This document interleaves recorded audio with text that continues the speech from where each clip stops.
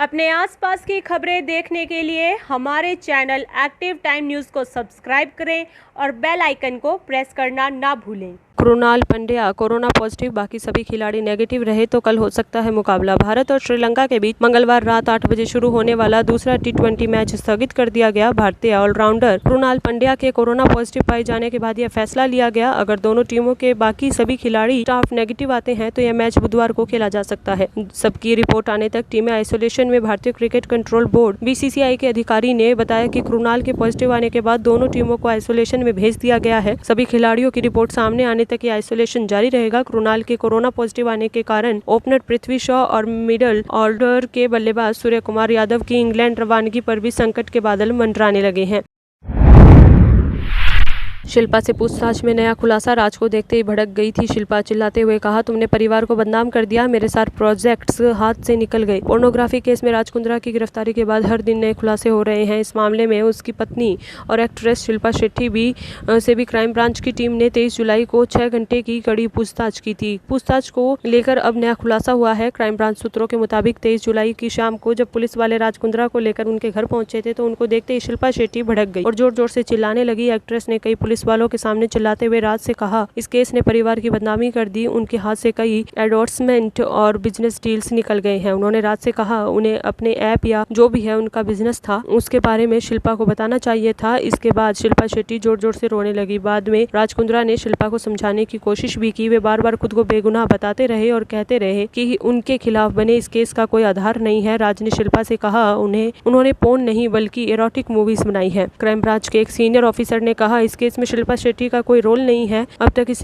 Case में उनकी संलिप्तता नहीं मिली है, इसलिए हम उनसे दोबारा कोई सवाल नहीं पूछने वाले हैं। हालांकि क्राइम ब्रांच ने शिल्पा शेट्टी को आधिकारिक तौर पर क्लीन चिट नहीं दी है। शिल्पा ने पुलिस को बताया कि हॉटशॉट्स ऐप उनका कोई लेना देना नहीं है।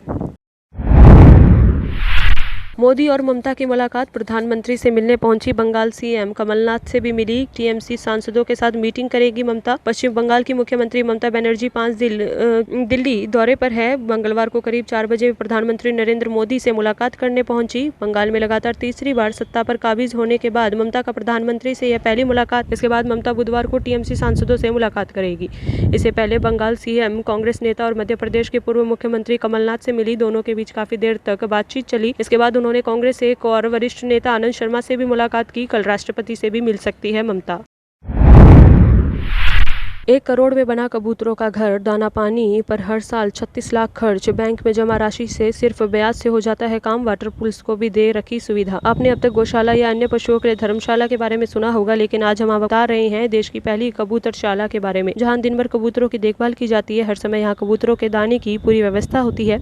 उनके पानी पीने के लिए वाटर पूल्स भी बनाए गए हैं। इस कबूतरों के संरक्षण के लिए भामाशाह से मिली 1 करोड़ लागत के माध्यम से इसे बनाया गया है। इस कबूतरशाला में बच्चों को खेलने के लिए पार्क भी है तो बुजुर्गों के लिए प्रार्थना कक्ष भी बनाया गया है, जहां सुबह शाम गांव के बुजुर्ग कबूतरों को दाना डालने के बाद इकट्ठे होकर भजन कीर्तन करते हैं तो दिन भर पार्क में ग्राम के बच्चे खेलते हैं। कबूतरशाला में तकरीबन 400 पेड़ पौधे भी लगाए गए हैं। इनमें से 100 पेड़ अशोक के हैं।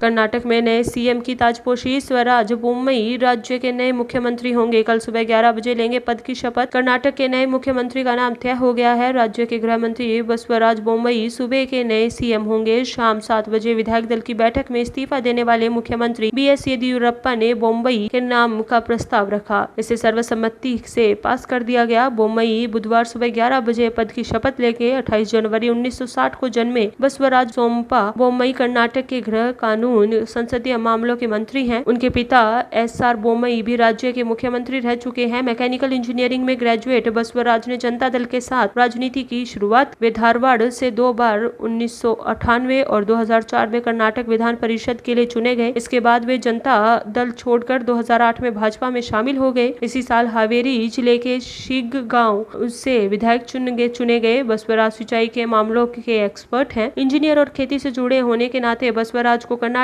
के सिंचाई मामलों का जानकार माना जाता है। राज्य में कई सिंचाई प्रोजेक्ट शुरू करने की वजह से उनकी तारीफ होती है। उन्हें अपने विधानसभा क्षेत्र में भारत की पहली 100% पाइप सिंचाई परियोजना लागू करने का श्रेय भी दिया जाता है।